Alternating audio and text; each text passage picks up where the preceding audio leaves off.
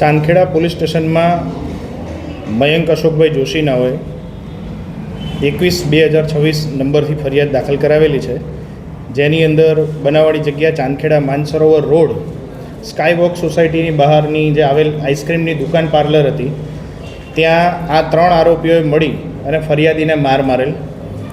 એ અંગેની ફરિયાદીએ દાખલ કરાવેલી છે. 3 આરોપીઓને પકડવામાં આવ્યા છે અને હાલ એ કસ્ટડી હેઠળ છે. કોણ છે 3 આરોપીઓને શું કામ માર મારવામાં? આ જે 3 આરોપી છે, એકનું નામ છે આકાશ બુધાભાઈ ઠક્કર, હિરેન નટુભાઈ સોલંકી અને ક્રિષ્ના ઉર્ફે કાનો વિનોદભાઈ બોરાણા.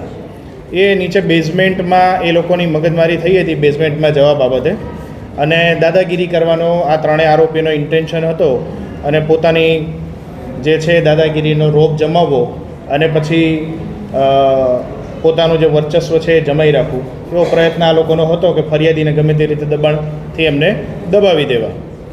સર, આગળ આમાં કોઈ આરોપી સામે ગુના દાખલ થયેલા છે કે આગળની કાર્યવાહી શું?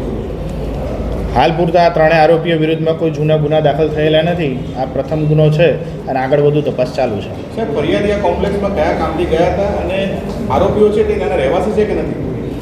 આરોપીઓ જે રહ્યા એ સોસાયટીની અંદર જ રહે છે, જે કોમ્પ્લેક્સ છે, અને બધા સામસામે નજીકમાં જ રહેવાવાળા માણસો છે.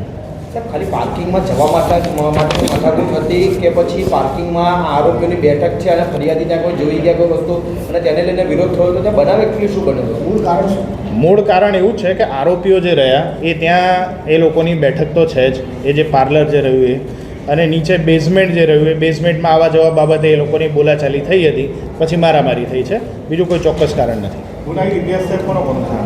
આમાંથી ગુનાહિત ઇતિહાસ જે છે એ હાલ કોઈનો નથી જણાવ્યો.